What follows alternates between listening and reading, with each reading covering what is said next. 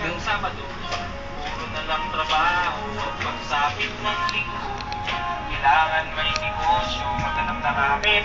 At bakit? Para laging may naman ang aking wallet. Ang pangit ng laging nakasabi.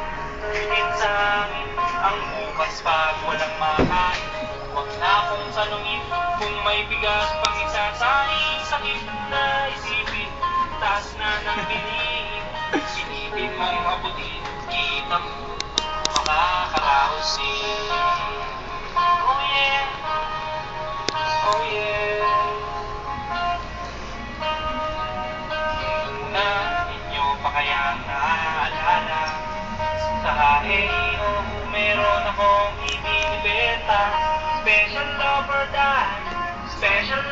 die, shampoo die. May libre kayong toothpaste, libre kayong toothbrush, may libre kayong toothpaste, may libre kayong toothbrush. At saka po candy, saka po candy, at saka po keso, saka po keso, at saka po carrot, saka po carrot, at saka po ketchup. Kaya ngayon, eto na naman ako, nagpipitsas ng kung ano-ano. Merong ballpen, pencil pen, at pwede mo rin akong maging boyfriend. Sa 7, uuwi na ako sa amin, kasi meron pa akong gagawin. Magpapaskuso, itong alaga kong tuta.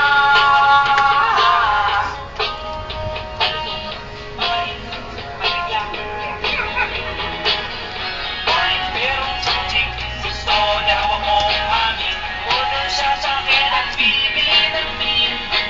Itong aking longganisa, ang kanyang rasunada. Kasi malaki, kasi mataba, at mahaba. Kailan niya iyaya doon sa kanila. Huwag daw akong mahiya, siya'y nag-iisa. Uli ka na, patitigin ko na. O sige na, o malapit na.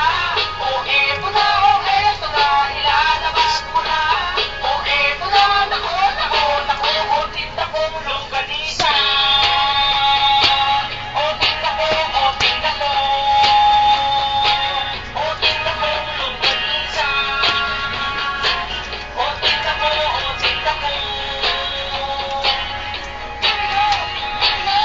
At ang nangyari, ako'y nawili. Magkwento siya kasi ang hindi ko ginawa ko na lahat sa kanya. Wala nang boundary, sinakyan ko na siya kasi sinakyan niya na rin ako.